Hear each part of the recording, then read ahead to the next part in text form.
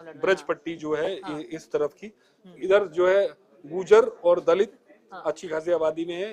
दलित समाज से आते हैं। उदयभान हाँ। उदयभान का अच्छा कद है वहां पर, निरंतर जीतते हुए आए कैंडिडेट है, और यदि वो आगे चल रहे हैं तो जो है कोई इसमें हैरानी की बात नहीं। अच्छा, ये हरियाणा की जरा टैली देख लीजिए। पंकज, आप क्या बोलेंगे? ये 65 सीटें कांग्रेस पार्टी के खाते में, 20 पर बीजेपी आगे चल रही है और अभी भी गिनती हो रही है। आईएनएलडी 2 पर, अब जज्बा हमें कहीं दिखाई नहीं दे रही है। अदर्स के खाते में 3 सीटें जाती हुई दिखाई दे रही है। तो ये टैली जो बीजेपी को 20 है, बीजेपी ने भी शायद 20 की उम्मीद नहीं की होगी। अभी ये टैली बदल भी सकती है, कांग्रेस ऊपर भी जा सकती है, बीजेपी और पीछे भी आ सकती है, ये टैली सुधर भी सकती है। अभी की टैली के हिसाब से आप क्या देखिए, अभी की टैली से ये लगभग हरियाणा चुनाव का जब से मोमेंटम बन रहा था, लोकसभा चुनाव के बाद ही ये तय हो गया था हरियाणा में, और बीजेपी इस बात को अच्छी तरह से समझ रही थी जो उनकी सरकार अब हरियाणा से जाने वाली है, और इसीलिए उन्होंने जो मनोहर लाल थे, मनोहर लाल को उन्होंने हटा के और सैनी साहब को सीएम बनाया था। बीजेपी ने स्लॉग ओवर में आप कह सकते हैं जो बीजेपी ने उस मैच जीतने की कोशिश की, लेकिन ये उस समय हुआ जब क्रिकेट की भाषा में बोले तो उनका मतलब अंतिम जो था, जो बल्लेबाज वो मैदान पे था, तो बीजेपी ने सैनी साहब को टिकट देके उसको भरपाई करने की कोशिश की, लेकिन वो सफल साबित नहीं हुआ और ये उसी समय तय हुआ। इसका अंदाजा आप इस बात से भी लगा सकते हैं, जब हम बात करते हैं 2014 की, तो 2014 के बाद जो केंद्र में मोदी की सरकार बनी, उसके बाद जो हरियाणा में चुनाव हुए उसमें मोदी ने आपको 7 ये किया था, रैली किया था। उसके बाद 2000 आपको जो 19 में हुआ था, 19 में मोदी ने 11 रैली किया था पीएम मोदी ने, और इस चुनाव में प्रधानमंत्री मोदी ने सिर्फ 4 रैलियां की। तो इससे साफ संदेश था जो हरियाणा में इनको जो जनादेश बीजेपी के खिलाफ जा रही है, और हरियाणा का इतिहास भी यही कहता है, जो हरियाणा में जो आपका चुनाव का जो समीकरण होता है वो लगातार हरियाणा के इतिहास में 58 साल के इतिहास में या 5 दशक के इतिहास में आप कहें तो मात्र 3 बार ऐसा हुआ जो कोई मुख्यमंत्री कंटिन्यू किया, और हैट्रिक कोई अभी तक नहीं बन पाया है। तो हैट्रिक हरियाणा की जनता ने उसको ये किया, और हरियाणा में जो इस बार मुद्दे थे वो एक ऐसे मुद्दे थे, इस मुद्दे पे अगर मुद्दे पे मैं आप दोनों से बहुत डिटेल में बात करूंगी। हाँ। अभी की टैली, नवीन, आप अभी की टैली को देख के क्या सोच रहे हैं? 63 पर कांग्रेस पार्टी, 24 पर बीजेपी। देखिए, ये मैंडेट जो था, इसकी उम्मीद कांग्रेस पार्टी को बहुत पहले से थी। इसकी उम्मीद कांग्रेस पार्टी को बहुत पहले से, कांग्रेस पार्टी ये मान करके चल रही थी कि ये चुनाव उनके लिए जो है जीवन मरण का चुनाव है। यदि हरियाणा जिन मुद्दों को उन्होंने पूरे देश में लेके गए, नौजवान के, रोजगार के, किसान के, ये 3 मुद्दे पूरे देश में लेके गए। वो ऐसा नहीं है कि केरल में, तमिलनाडु में इन मुद्दों को नहीं उठाया कांग्रेस पार्टी ने, महाराष्ट्र में उठाया, मध्य प्रदेश के अंदर भी उठाया, इन्हीं मुद्दों को लेकर के। लेकिन मध्य प्रदेश और राज्यों की हम बात करें तो वहां की राजनीति धर्म की राजनीति के नीचे आकर के दब गई। वहां मुद्दों की राजनीति से पहले धर्म आ गया, इस वजह से वहां पर ये मुद्दे नहीं चल पाए। लेकिन जहां के लोग जो हैं वो पूरा का पूरा जो है नौकरी पेशा है, किसानी पर उनकी आजीविका निर्भर है, तो उनके लिए ये मुद्दे बड़े हैं। हरियाणा की जनता इन तीनों मुद्दों के लिए जो है हमेशा तैयार रहती है।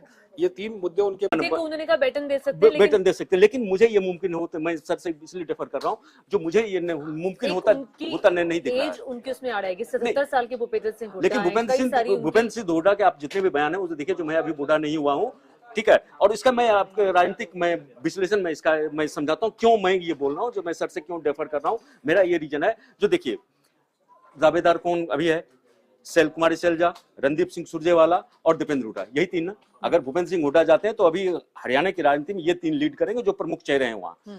दिक्कत यह है जो केंद्र की राजनीति में कांग्रेस अभी किसी भी सूरत में कमजोर नहीं होना चाहती है। अगर यहाँ से रणदीप सिंह सुरजेवाला को आप मुख्यमंत्री पद देते हैं तो उसका मतलब है जो उनको लोकसभा सीट से त्याग पद देना पड़ेगा, सॉरी नहीं, लोकसभा से है वो, लोकसभा से उन्हें त्याग पत्र देना पड़ेगा। रणदीप सिंह सुरजेवाला से अगर होता है तो रणजीत सिंह सुरजेवाला को राज्यसभा से रिजाइन करना पड़ेगा, कुमारी सैलजा को लोकसभा से रिजाइन करना पड़ेगा। तो कांग्रेस इस स्थिति में अभी नहीं है जो इतना बड़ा वो फैसला करे। इसमें और तीसरी बात ये है, जो अगर कांग्रेस को क्या है अभी अपनी मजबूती दिखाना है, अभी चूंकि उनको लग रहा है कि उनका ग्राफ बढ़ रहा है देश भर में, तो अगर भूपेंद्र सिंह हुड्डा के बदले अगर किसी और को, मान लीजिए रणदीप सिंह को बनाते हैं, तो ये दीपेंद्र हुड्डा को बनाते हो, तो दीपेंद्र हुड्डा के बनाने के बाद जो इसमें और जो घटक हैं जो हैं, तो उसमें पार्टी को एकजुट रखने में इनको दिक्कत आएगी। तो इसलिए इनका यह है जो हरियाणा में, और देखिए आपने जितने फैसले लिए हैं आपका जो मैनिफेस्टो है, अगर नहीं, मैं मैनिफेस्टो आपकी को बात- आप एक लागू करने की नहीं, आप बात मैनिफेस्टो करते पे हैं। बात करेंगे, हाँ। बात करेंगे इस पे। लेकिन नवीन जी, मैं आपसे ये समझना चाह रही हूँ कि वो आपने कहा कि बेटन देना चाहते हैं भूपेंद्र हुड्डा को और अपने बेटे दीपेंद्र हुड्डा को, भूपेंद्र सिंह हुड्डा। तो भूपेंद्र सिंह हुड्डा को ना बनाने के पीछे का रीजन क्या है? मतलब अगर आपको लगता है कि वो खुद नहीं बने, उसके नहीं, पीछे का रीजन क्या है? मेरे मानना है इसलिए है ऐसा, क्योंकि किसी भी पिता के लिए जो राजनीतिक विरासत को सौंपना का एक अवसर होता है, और इससे बेहतरीन अवसर मुझे नहीं दिखाई देता। नहीं है। 77 साल के आपने बताया भूपेंद्र सिंह हुड्डा हो चुके हैं। राजनीति में जो है कई सारी दिक्कतें भी जी होनी है हाँ, स्वास्थ्य से जुड़ी। वो बोलेंगे जरूर कि मैं ही हूँ, क्योंकि हालांकि कल उन्होंने ये भी बोला, ना मैं टायर्ड हूँ ना मैं वो रिटायर्ड कहना इसलिए पड़ता है क्योंकि समाज में, जनता के बीच में कई ऐसे वोटर अभी भी हैं जो हुड्डा की उम्र के हैं, जो डिसाइडिंग फैक्टर है अपनी अपनी फैमिलीज में कि हम हुड्डा के नाम पर वोट देंगे, छोरे के नाम पर नहीं देंगे। तो इस वजह से अभी तक उन्हें अपना ही फेस बताना है जनता के बीच में। उसके बाद जब आपके पास आंकड़े बहुत अच्छे आते हैं तो आप एक ऐसी पोजीशन पर होते हैं कि आप अपनी कमान, राजनीतिक विरासत अपने बेटे को सौंप सकते हैं, उसमें कोई दो राय नहीं है। कहीं से भी दीपेंद्र हुड्डा चुनाव लड़ सकते हैं, रोहतक जिले की किसी भी सीट से, हाँ। अपने पिता की सीट से भी चुनाव लड़ लेंगे तो भी वो जीत जाएंगे, इसमें कोई दो राय नहीं है। तो इसलिए इससे बेहतरीन मौका दीपेंद्र हुड्डा को सौंपने का उनके पास नहीं होगा, और मुझे लगता है यही फैसला और अभी होगा। ऑप्शन भी नहीं है कांग्रेस पार्टी के पास। कुमारी शैलजा एक मास लीडर नहीं है। भूपेंद्र सिंह हुड्डा की जो पकड़ है हरियाणा की राजनीति पे, और हरियाणा के लोग जितना उन पर भरोसा करते हैं, वो विश्वास कुमारी शैलजा के पास मास नहीं लीडर है। की बात मैं आपको बताऊं, मास लीडर हुड्डा साहब भी इतने बड़े मास लीडर नहीं थे। जब आदमी को लेकिन वो नेतृत्व 10 साल मिलता जो है, मुख्यमंत्री रहे, हाँ, उनका जो उसके बाद कार्यकाल रहा, उससे बहुत प्रभावित हुई उससे जनता। लोग जुड़ जाते हैं आपके साथ में। भजन लाल जी भी हमारे मुख्यमंत्री हैं, वो भी मास लीडर हैं बहुत बड़े, तभी उन्हें कमान दी गई है वहाँ की। और यादव साहब जो मध्य प्रदेश के हैं, वो भी बहुत बड़े मास लीडर हैं। तो इसलिए ऐसे मास लीडर वाली बात मुझे नहीं लगता कहीं से भी मास लीडर कोई मास लीडर का जिंदगी भर मास भूपेंद्र लीडर सिंह रहते हुड्डा हैं। को लोग सुनने आते हैं, क्योंकि मैं खुद हरियाणा से ताल्लुक रखती हूँ। मुझे लगता है शायद आप भी वहाँ की राजनीति को अच्छे से समझते हैं, और उस इलाके से शायद आप आते हैं, जी, अगर मैं गलत नहीं हूँ। मैं राजस्थान से हूँ, लेकिन राजस्थान हरियाणा मैं क्योंकि दिल्ली में ही पला बड़ा हूँ सब कुछ, तो मैं क्योंकि मैंने हरियाणा हरियाणा के बारे में जब भी बात की, आपने बहुत प्रमुखता से हरियाणा के बारे में बोला है, तो मुझे लगता है कि शायद इस वजह से, क्योंकि एक लगाव होता है तो वो शायद चेहरे पे दिख भी जाता से है। हमारा गांव जो है वो पास ही है हरियाणा बॉर्डर के। तो वो मैंने ठीक भापा। एनीवेज, तो जो हरियाणा में भूपेंद्र सिंह हुड्डा जब मुख्यमंत्री बने थे, तब मैं बहुत छोटी थी, तो उस वक्त की मैं बात बता रही हूँ कि जब वो बने और वो मुख्यमंत्री रहे, उस टाइम पे उनकी जो प्रमुखता और उनकी जो इम्पोर्टेंस थी वो ऐसे बढ़ी है। तो धीरे धीरे लोगों का भरोसा बढ़ा है, बिल्कुल, और बिल्कुल। इसीलिए अब भूपेंद्र सिंह हुड्डा का चेहरा जब दीपेंद्र हुड्डा रखते हैं कि मेरे पिताजी को आपको वोट देना है, वो कहते हैं, तो लोग भरोसा करते हैं, हाँ ये भूपेंद्र सिंह हुड्डा है, इनको हम वोट 10 दे साल सकते की हैं। राजनीति बहुत बड़ी होती है। देखिए, ये जो मुख्यमंत्री चुनाव का था, सबसे कार्यकाल। बड़ी बात, ये चुनाव सीधा सपाट चुनाव था। 10 साल हुड्डा के और 10 साल बीजेपी के। 20 साल का जो माइंडसेट होता है, जो व्यक्ति हुड्डा के समय में 20 साल का था, आज वो 40 साल की उम्र का हो गया। हाँ। आज वो 40 साल की उम्र का हो गया, और जो 60 का था वो 80 तक पार हो गया, कुछ निकल गए।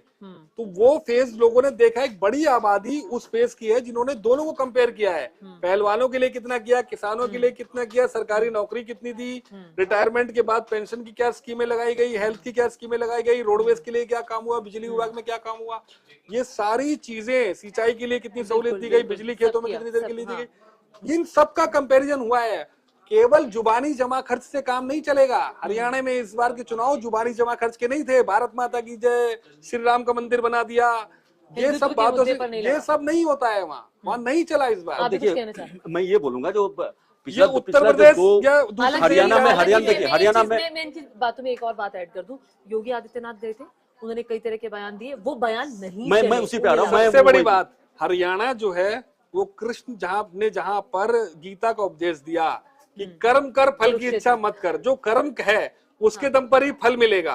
कैसे मैनेज करेगी कुमारी शैलजा को कांग्रेस? हाँ, कैसे बिल्कुल। मैनेज करेगी? देखिए, कुमारी शैलजा को कांग्रेस मैनेज कर चुकी है। कांग्रेस ने कुमारी शैलजा को जितना झटका देना था वो कांग्रेस दे चुकी है। पहला झटका जो अशोक तंवर को लाके पहला झटका उनको सीट कम देके 7 से 9 सीट, उसी की बात तो 9 नाराज सीट, हुई ना, और 2 हफ्ते तक प्रचार के लिए बाहर ही नहीं निकली। नहीं, वो तो उससे पहले से वो नाराज थी। वो जिस समय में ये किसकी अगुवाई में होगा, और जब टिकट का यहाँ पे होने लगा, मंथन होने लगा, तो उस पर दबाव बनाने का उन्होंने काफी कोशिश की, और वो कई बार प्रियंका गांधी से भी मिली। लेकिन जब दीपेंद्र सिंह हुड्डा हरियाणा की राजनीति में अभी प्रमुख चेहरा है और कांग्रेस के सबसे सबसे सबसे बड़े चेहरा है, मैं इस पे और उसके बाद जब वो नहीं मान रही थी तो अशोक तंवर को लाया गया, और अशोक तंवर को लाने से कांग्रेस ने जहां बीजेपी को एक मैसेज देने का कोशिश किया, वहीं से कुमारी शैलजा को भी शांत कर दिया। अब कुमारी शैलजा के खाते से सिर्फ कुमारी शैलजा होना क्या शांत हुई होंगी? आपको लगता है कि अभी कुछ बवाल बाकी है? कुमारी शैलजा छोटी नेता नहीं है, बड़ी नेता है। लेकिन कुमारी शैलजा, और मुझे लगता है कि बड़ा दलित चेहरा है, और बात उनके दलित पिता चेहरे खुद- की नहीं है। आप उनके पिता भी कांग्रेस पार्टी में रहे हैं। वो उन्होंने ये बात कही जब उनसे पूछा गया कि भैया आप बीजेपी में जा रही हैं, तो उन्होंने कहा मेरी रग रग में कांग्रेस पार्टी का खून है। तो क्या वो अपने इस बयान पर इंटैक्ट रहेंगे या कोई कदम भी उठा सकते हैं भविष्य में? मुझे देखिए, आप नेता का कंपैरिजन कीजिए, आप जमीनी नेता बताएंगे कि हाँ ये जमीनी नेता है, कितने जिलों पर हुड्डा साहब का प्रभाव होगा? केवल उस जाट लैंड को आप गिन के चलिए। अहिरवाल बेल्ट में हुड्डा साहब की इतनी पहुंच नहीं है जितनी पहुंच दूसरे नेताओं की हो सकती है। इस पलवल